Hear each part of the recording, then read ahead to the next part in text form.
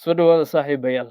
Caawa waxaan idinla wadaagayaa sheeko xaqiiqatan aad u qosol badan oo gaaban, laakiin xigmad baa ku jirta. Beri baa waxaa dhacday, nin baa Ilaahay soo hadeeyey oo xagga khayrka Ilaahay u soo wiciyey.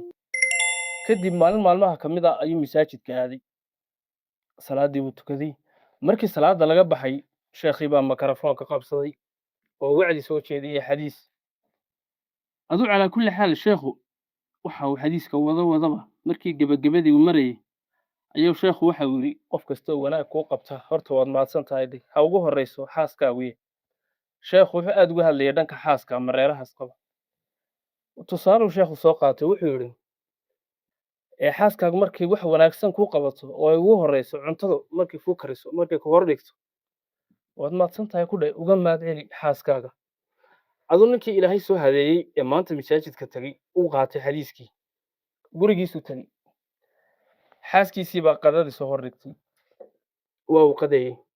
Markii cuntadii uu dhameeyey ee uu fara dhaqday ayuu xaaskiisii ku yidhi marwey waad mahadsan tahay cuntada aad ii keentay ee macaan ee aad ii karisay aad baad ugu mahadsan tahay waan kaaga mahad celinaya.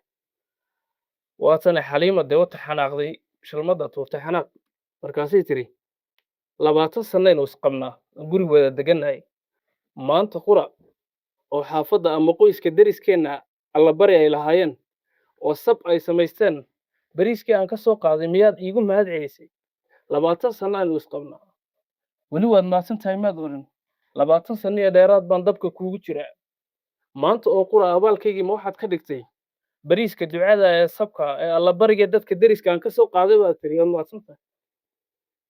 Xaaska way xanaaqday ninkiina madaxu qabsaday.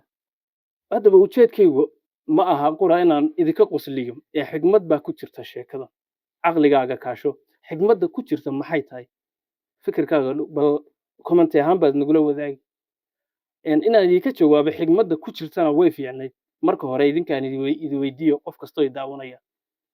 Kadib waxaan qiimeynay fikirka iyo aragtida bal cid kastoo daawatay wixii ay ka aamintay ama nuxurka ku jira wixii ay ka fahantay. Kadib haddii ay wada fahanteena waa maasha Allah.